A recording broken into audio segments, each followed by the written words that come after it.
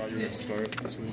I mean, basically, you just kind of go through practices and then go through the warm-up on game day, and then as it kind of just so happens, Coach puts you in first for that first series. That's kind of that first moment of realizing, like, okay, I guess it's time to start out this defensive series for the team. Your evaluation of how you played? I felt good. It felt really good to get out there and play. It was my first time playing, and having a majority of snaps during a football game, so it just felt really good to just be out there and run around and just get to really finally play football.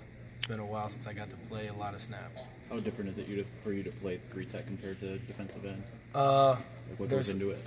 Yeah, there's a lot of different responsibilities you got to do. You got to learn kind of new footwork, the new blocks, and for me, I've never really played inside. Even in high school, I never really did. So just, from the transition in spring ball and then camp and then these last couple of weeks of finally really getting to hone in on it, it's been pretty new.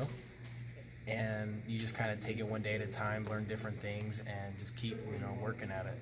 Carlo, last couple of years, you spent a lot of time trying to mirror what Rashawn was doing. Does that help you at all when you move inside, having some of those techniques, even though it's a different position? Oh, for sure. Just, he plays really aggressive, and then on the inside, you just got to play even more aggressive because you've got, the guard and then the tackle to worry about, and you're getting 600 pounds on you every single play, and then, here comes the center to add a triple team on you, and you got to, hold your ground. And it really helped watching a lot of Mo last year, and just kind of watching his tape really helps you prepare to, play that 3-tech position. How steep was the learning curve when you first moved inside? For me, it was pretty tough, just because I'd never really done it, and it's a whole lot faster. At the anchor position, what we call it, you just got to watch that tight end, and then whatever he does, you just kind of play off of it. If you try to mirror anyone's footwork inside, you're going to end up, 10 yards running into your linebackers, messing up the whole defensive play. So how much film? Do you still watch Mo's film, or anybody else? Oh, of course. Now it's fun to just watch him do the exact same thing that he did here at the Oakland Raiders. So you watch anybody else though to pick up? Wormley, Glasgow, Taco. Those are the guys I came in with when I was a freshman, and it's just really fun to just see, like, they were here with Coach Matty, and then now they're doing the same thing that they were doing their senior years here in the NFL. I meant, are you picking up things from them? Are you studying them? Oh yeah. Specifically, I like to watch Mo. Just because his get off was so, it's elite. You really can't teach it, and that just helped him be so successful and just causing so much havoc for offenses. Looked like you played well. How'd you grade out? I haven't got the grade sheet yet. Feel pretty good about how you played. I mean, me? Yeah, I feel great. I felt good about how I played, but we'll see when the grade sheet comes out. Usually when you think you had a good practice, it's not as good as it is, and vice versa. How do you go about evaluating yourself? Talk about that you thought you played well. It'll be good just to see how I really did and get the grade sheet, because now moving forward, this week's over, but we learned from it, and we got to get ready for SMU and get rid of the things that I didn't do so well, and try to lessen that for this week's game. Where have you made the biggest strides since coming here? Probably just, confidence. That's a whole lot of thing at college football. You just got to believe in yourself, because it's going to be really tough at times. There's a big learning curve. Everyone's very, very good. Everyone's stronger than you, especially when you come in. And you just got to make sure that even if no one believes in you, you just got to believe in yourself, and then, work on one thing every single day, and then, keep battling. Where have you made improvements size and strength-wise? Especially with this year with that new weight staff, it's just my lower body had always been predominantly bigger than my upper body, and this year I just felt like I really was able to get my upper body to where I wanted it to be, and I just feel it on the field where I feel a whole lot stronger. And even if I'm not that much stronger, it's just the confidence that you have that, if you believe you're stronger, you'll be stronger. Were you worried that you wouldn't have the strength to move inside, and how much more strength do you need to play inside? When I was told to, consider playing the 3-tech, I wanted to make sure I was at the proper weight, And so I put on an extra maybe 25 pounds this off season just to get ready to play that position. And with the new weight staff and the nutritionists, it wasn't really that hard to do so. We were eating right, we were working hard, and everybody was getting stronger. And that, you know, that was always a thing. Was like, can I take on 600 pounds at a time? And, you know, with Coach Herb and Abigail, you know, you can if you just, you know, we worked hard. Was there any hesitation about moving inside? I know you already moved from linebacker to anchor. Was there any hesitation about moving again? No, because you just want to get on the field. So, you know, if they recommend moving inside, I'm not going to fight that. You know, I'm going to try to be the best at the 3 tech that I can and just fight my way onto the field. What does eating right to gain 25 pounds entail? I mean, that's got to mean a lot of food. Right, just knowing when to eat, what to eat, and making sure that when you eat, it's, you know, a good meal. You know, chicken breasts, rice, all, you know, drinking tons and tons of water. And then making sure that after, you know, you work out, you drink your protein shake. It's just all that little stuff that, you know, if you do it from day one, by the time of 3 months of training, you just build up on it. So no pizza marathons. No pizza marathons. Carlo, what are some of the things watching a game like a fan can take away, regardless of the opponent? If they're going well, that's probably a good sign, like small things that they can look for. What do you mean? I don't know. That's why I'm asking you. Like, you know, like if they're going well, if you're watching a game and these things are going well for Michigan, it's probably a good sign, regardless of who you're playing. Just little things that you could pick out.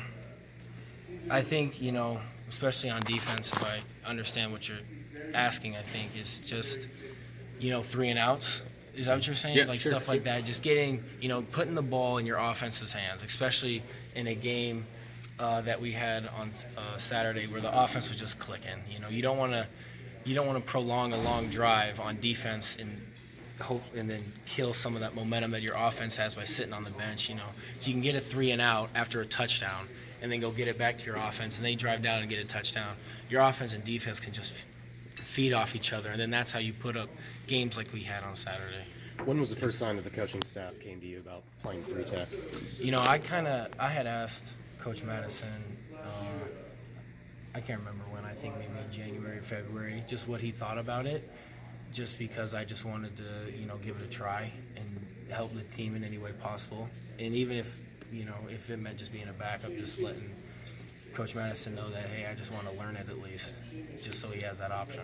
Carlo, you've come up under All-Americans. I mean, you've seen these guys on the D-line, all-conference guys, NFL draft picks. Is there any internal pressure? And you mentioned a little bit earlier getting on the field and playing a lot of, you know, majority of snaps. What was going through your mind? Do you think about all that stuff as you're in the game and leading up to it? Not necessarily in the game, but definitely, you know, leading up to it. You just want to keep, you know, the people that wore the jersey before you and played specifically for the Michigan D-line, you know, proud, because they're always watching. And the D-line, you know, for us, it's special. You know, we like to make sure that it starts up front. You know, if you dominate the trenches, you can allow everybody else to go out and do what they have to do and not worry about getting gashed up the middle or getting gashed outside. You know, if you can control the trenches, you can have a pretty good defense. When you went to Madison, how receptive was he? I mean, when did he say, yeah, this is a good idea, let's do it? I think he liked the idea of me coming to him and asking him. I just had asked him, Coach, what did you think about it? And because it was approaching spring ball, and I said, Coach, you think I could just try it out? And I think he was okay with it. And so spring ball, I was just taking, you know, 3 tech and anchor reps and just trying to be the best at either one of them and it was a grind. Not everything went smooth in spring ball, trying to learn that and try to improve on those things in camp and, you know, just keep working on it. You said you gained 25. Where are you at right now? Right now, you know, I go from 290 to about 295. When you walked in the door here, what did you weigh? When I got here, I think I was around 255. Coming from a big football family, coaching family, what's been the greatest benefit now that you've been a part of a college football program from that background? It's just, you know, I always knew just, you know, how important football is, you know, to our family. It's in our blood. But I've just always had, you know, very good criticism. You know, they know how to, because they know they've been to the highest level. They know what it takes, and they know what when they've been in the draft room. They know what they want from players, and so it's been really helpful to always receive that type of knowledge from them. They provide you criticism that can help you. Oh, of course, and maybe some criticism that can't help me, because you know we are family, so some of the stuff they say is not going to be very beneficial, but it always helps in the end. What's some of the PG stuff? Sorry, what some of the PG stuff you can share with us? Maybe some of the harsh criticism. I don't know if I could keep it PG. Where is this team? Where is this team mentally? I mean, you had the disappointment the first week, bounced back strong. I mean, where do you gauge this team's, I guess, mental state at this point? You know, no one likes losing. I mean, especially because in football you only get 12 games, and so much goes into every single game. You want to make every one of them count, especially coming off a long camp where emotions are high and you're ready to go. And you just, our mentality is we're just taking it one game at a time. It doesn't matter, who's game 5, game 6, game 7. We know right now we have a guaranteed game 3 against SMU, and that's our approach right now. One game at a time, and we'll see where that takes us by the end of the season.